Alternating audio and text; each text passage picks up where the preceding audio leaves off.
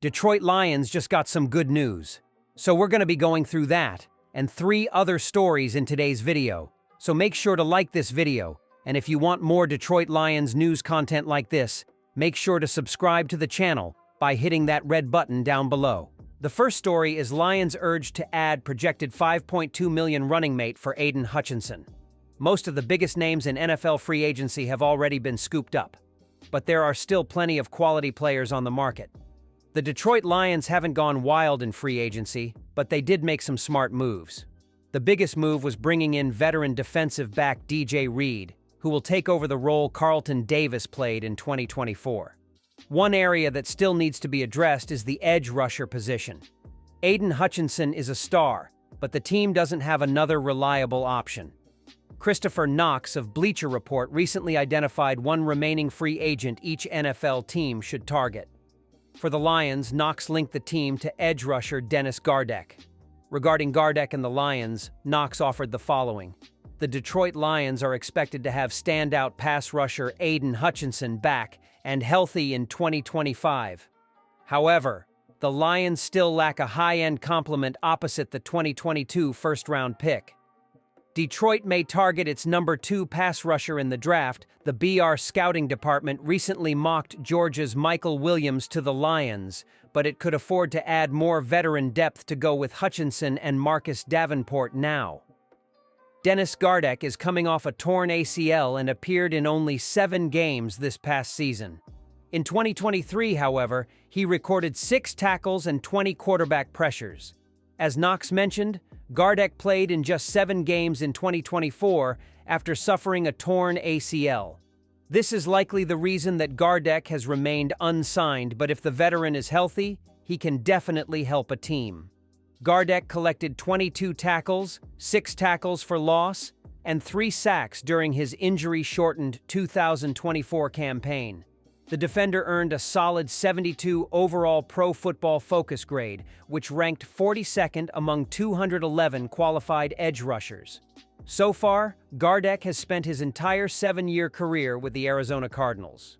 The defender's best season came in 2023 when he racked up 46 tackles, 7 tackles for loss, and 6 sacks.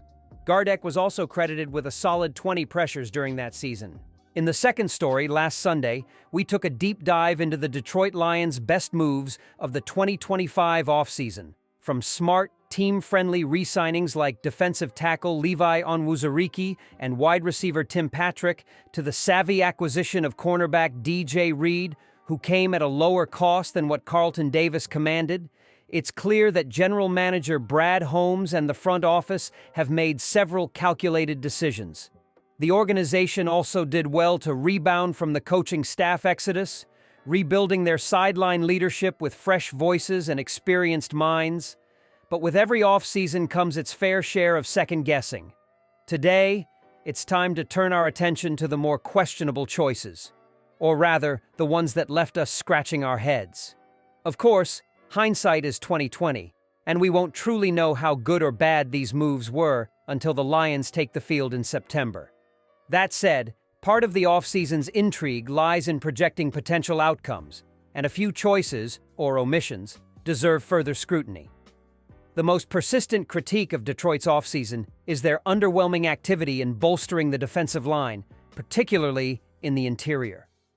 Outside of signing reserve nose tackle Roy Lopez, there's been little in the way of fresh talent added to the trenches. This signals a strong vote of confidence in the current group, a group that, while solid at times in 2024, was far from dominant down the stretch.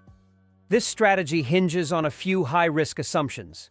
First, the health and availability of Marcus Davenport, who, while explosive when healthy, has struggled to stay on the field. Then, there's Josh Paschal, a versatile but inconsistent player who hasn't yet solidified his role. Lastly, the return of Alim McNeill from injury is a major variable. While McNeill is a cornerstone piece on the line, reports suggest he may miss the opening month of the regular season. That absence leaves a gaping hole in the middle of Detroit's defensive front. While much of the discourse has centered on the Lions' need for a true edge rusher, the lack of an interior pass-rushing threat may be an even more pressing concern. Run stuffers like DJ Reader and Roy Lopez bring toughness and reliability, but neither is known for their pass-rushing prowess. Their skill sets are better suited for early downs and short yardage situations, not the obvious passing downs when a disruptive interior presence can change the game. This makes Levi Onwuzuriki's role all the more important. Once considered a promising disruptor, Onwuzuriki's development has been slowed by injuries and inconsistency. He's expected to be leaned on heavily, and his performance could determine whether Detroit's defensive front takes a step forward or stalls out. Beyond him, the options are shaky at best. Brad Holmes did mention that Josh Paschal might see more snaps on the inside this year, in an effort to generate more pressure up the middle. While that could pay off, it's also a bit of a gamble. Paschal, entering his fourth season, has managed just 5.0 total sacks across his career. In 2024, he produced 34 pressures and earned a PFF pass rushing grade of 48.4, numbers that don't exactly scream breakout candidate. If he becomes a central piece in the Lions' interior rush strategy, that's a risky bet that may not pan out. Of course, there's always the hope that someone from the depth chart surprises. Names like Pat O'Connor and rookie Mekhi Wingo could turn heads in training camp. Both players bring potential, but it's a stretch to assume they'll be major contributors right away. The upcoming NFL draft may offer another chance to address the position, and perhaps Holmes has a mid- or late-round gem in mind. Still, entering the offseason with a strong cap position and draft capital, it's somewhat surprising that Detroit didn't more aggressively pursue a known interior pass rusher, especially in a year where expectations are sky-high for a deep playoff run. So what was the Lions' worst move of the offseason? It might not be a specific signing or departure, but rather a case of strategic neglect. In a league where defensive fronts are pivotal to championship runs, Detroit's decision to largely run it back could be viewed as a missed opportunity. And while most of the Lions' offseason activity appears low-risk and financially sound, their passive approach to improving the interior defensive line may be the one decision that comes back to haunt them. With a few key injuries and a brutal early-season schedule, the margin for error is slim. Let's hope the gamble pays off, or that Holmes has one more ace up his sleeve before Week 1. In the third story, the NFL is a league built on development, patience, and seizing opportunities when they arise. For Broderick Martin, a third-round pick in the 2023 NFL Draft, the time for waiting may be over. After 2 seasons on the fringes of the Detroit Lions' active roster, Martin enters a crucial offseason with more on the line than ever before. Once seen as a raw but high-upside developmental project, Martin is now staring down a crowded depth chart, a ticking clock, and a front office that is openly calling for consistency. Selected 96th overall out of Western Kentucky, Martin brought an alluring combination of size, strength, and raw power. Standing 6'5" and weighing over 330 pounds, he was the kind of prospect that made scouts take a second look on tape. But along with those physical gifts came a steep learning curve, one the Lions were willing to invest in. General Manager Brad Holmes was transparent about the selection from the beginning, acknowledging that Martin fell firmly into the developmental project bucket. Obviously, you guys all know I was very clear and transparent that he was more in the developmental project bucket when we took him, Holmes told reporters during the NFL owners' meetings this spring. But now it's time for him to show more than flashes. He had some good moments in preseason and when he returned from injury, but there were low points too. We've had honest conversations, and he knows he has to be more consistent. Martin's time on the field has been limited. He's played in just 5 games across 2 seasons, often sidelined either due to injury or as a healthy scratch. And while glimpses of his potential have shown through, particularly during the 2024 preseason, it hasn't been enough to solidify his role in Detroit's defensive rotation. That challenge is about to get even steeper. The Lions have bolstered their defensive interior over the offseason, signaling a clear intention to increase competition and raise the standard.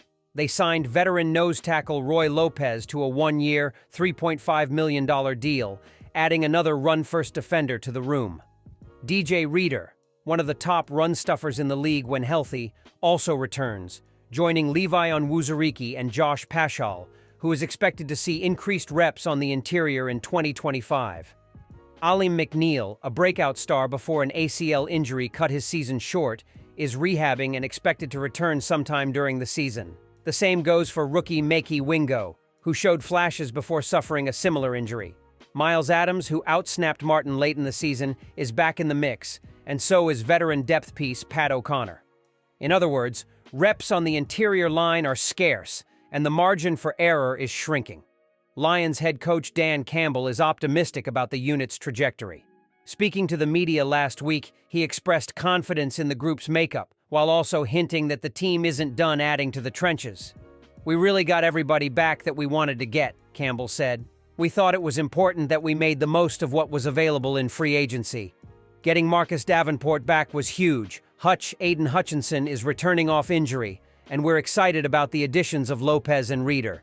We've got Wingo on the mend, and we feel good about where we're at right now."